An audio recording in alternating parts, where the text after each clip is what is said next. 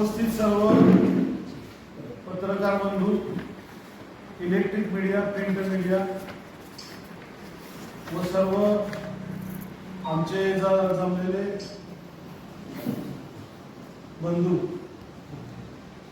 सातारा शहरामध्ये दिनांक 17 जून रोजी सामाजिक संघर्ष न्याय मोर्चा होणार आहे।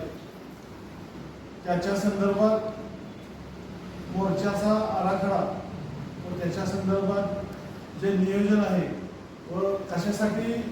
हा मोर्चा मातंग समाजाने काढलेला आहे व इतर समाजाला बरोबर घेऊन त्यासाठी मार्गदर्शन करण्यासाठी किंवा माहिती देण्यासाठी सन्माननीय आमचे मार्गदर्शक अण्णाभाई दंडे, तसेच सत्यवानजी कवाने साहेब, तसेच गणेश वाघमारे, आमचे ॲडव्होकेट संतोषजी कमाने साहेब आणि इतर सर्व सहकारी व आमचे ज्येष्ठ मार्गदर्शक रघुनाथजी बाबर, आपल्या सर्वांचे या पत्रकार परिषदेला मी स्वागत करतो आणि सन्माननीय कमाने साहेब यांना मी विनंती करीन, आपण पत्रकार परिषद सुरू करा। आज या ठिकाणी सर्व पत्रकार बंधू, इलेक्ट्रिक मीडिया, प्रिंट मीडिया यांचं प्रथम आम्ही सातारा जिल्हा मातंग समाजाच्या वतीनं स्वागत करतो आणि सातारा जिल्हा मातंग समाजाच्या वतीनं येत्या 17 जून रोजी जो सामाजिक न्याय संघर्ष मोर्चा आयोजित केलेला आहे, त्या मोर्चाच्या अनुषंगानं या ठिकाणी पत्रकार परिषद होत आहे। या पत्रकार परिषदेसाठी आमचे मार्गदर्शक अण्णाभाई दंडे, तसेच किशोर भाऊ वाघमारे साहेब, बाबासाहेब सर्व मान्यवर उपस्थित आहेत। खरं तर सांगायचं झालं तर मातंग समाजाच्या दुखण्याचा हा मोर्चा आहे। मातंग समाजाचं जे दुःख आहे, जो पिढ्यानपिढ्या सहन करत आलेला आहे, यासाठी या मोर्चाचं आयोजन केलेलं आहे। भारतीय संविधानानं अनुसूचित जाती आरक्षण मातंग समाजासह 59 जातींना दिलं, परंतु गेल्या 70 वर्षामध्ये त्यामध्ये फार मोठ्या प्रमाणावर विषमता निर्माण झाली आणि ती विषमता मिटवण्यासाठी, मग ती नोकरीमधली विषमता असेल, ती आर्थिक विषमता असेल, सगळ्या स्तरावरती विषमता निर्माण झाली आणि ती विषमता मिटवण्यासाठी पंजाब, हरियाणा, आंध्र प्रदेश या राज्यातील मादिगा समाज, वाल्मिकी समाज यांनी न्यायालयीन लढाई लढली। न्यायालयीन लढाई लढत असताना सुप्रीम कोर्टाने 1 ऑगस्ट 2024 रोजी जो निर्णय दिला, त्या निर्णयामध्ये अनुसूचित जाती वर्गीकरणामध्ये उपकोटा करण्याचा, म्हणजे कोट्यामध्ये कोटा करण्याचा निर्णय दिला आणि जो वंचित घटक आहे, अतिवंचित घटक आहे, त्याला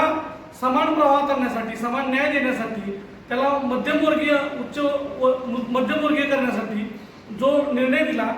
आणि जे आजपर्यंतची जी विषमता आहे, जी विषमता निर्माण झालेली आहे आरक्षणामध्ये, ती विषमता मिटवण्यासाठी जो सुप्रीम कोर्टाने निर्णय दिला, त्याचं मातंग समाजासह 59 जातींनी स्वागत केलं। या 6 देशामध्ये 6 राज्यामध्ये उपवर्गीकरण झालेलं आहे अनुसूचित जाती वर्गीकरणामध्ये, परंतु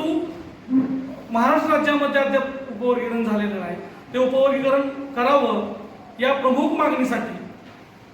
मागणीसाठी सातारा जिल्हा मातंग समाजाच्या वतीनं आम्ही सर्व संघटनांचे पदाधिकारी एकत्र आलेलो आहोत आणि येत्या 17 तारखेला सातारा जिल्हा कार्यालयावरती सामाजिक न्याय मोर्चाचं आयोजन केलेलं आहे। परिस्थिती गंभीर आहे। मातंग समाज असेल आणि तत्सम जाती असतील, त्यामध्ये जर तुम्ही बघितलं तर अतिशय विषमता निर्माण झालेली आहे आणि डॉक्टर बाबासाहेब आंबेडकरांनी सांगितलं आणि बाबासाहेबांनी जे वर्गीकरण करण्यामागचा, आरक्षण देण्यामागचा जो हेतू आहे बाबासाहेबांचा, तो अतिशय पोषक आणि सर्वांना समान देण्याचा आहे। बाबासाहेबांनी कधीही जातीभेद केला नाही। बाबासाहेबांनी इथल्या पशूंना सुद्धा न्याय दिलेला आहे,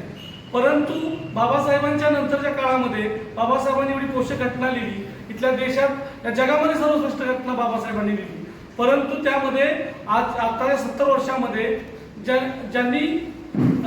ज्यांच्याकडं ज्या लोकांनी त्याचा प्रचंड फायदा घेतला, त्याबद्दल आमचं कुठलंही दुमत नाही।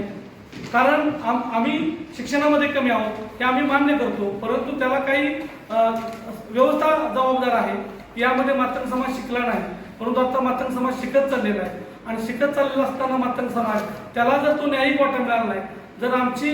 भाकरी जी बाबासाहेबांनी निर्माण करून दिलेली आहे ती भाकरी भली चोतकर असू द्या, पण ती भाकरी आम्हाला आमच्या मातंग समाजाला मिळावी या भूमिकेसाठी आम्ही सर्व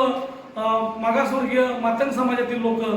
एकत्र आलेलो आहोत आणि आम्हाला प्रशासनाला आणि या महाराष्ट्र राज्याच्या मुख्यमंत्री साहेबांना विनंती करण्यासाठी, आग्रह करण्यासाठी आम्ही हा मोर्चा काढत आहोत की येणाऱ्या पावसाळी अधिवेशनामध्ये आपण तो कायदा पारित करावा आणि कोट्यामध्ये उपकोटा करून काय करण्याची जी मानसिकता असेल, कडं करण्याची मानसिकता असेल ती प्रशासनाने तात्काळ करावी आणि इथला जो उपेक्षित वंचित जो मातंग समाज आणि तत्सम जाती आहेत त्यांना तात्काळ लवकरात लवकर न्याय द्यावा यासाठी आम्ही हा मोर्चा आयोजित केलेला आहे.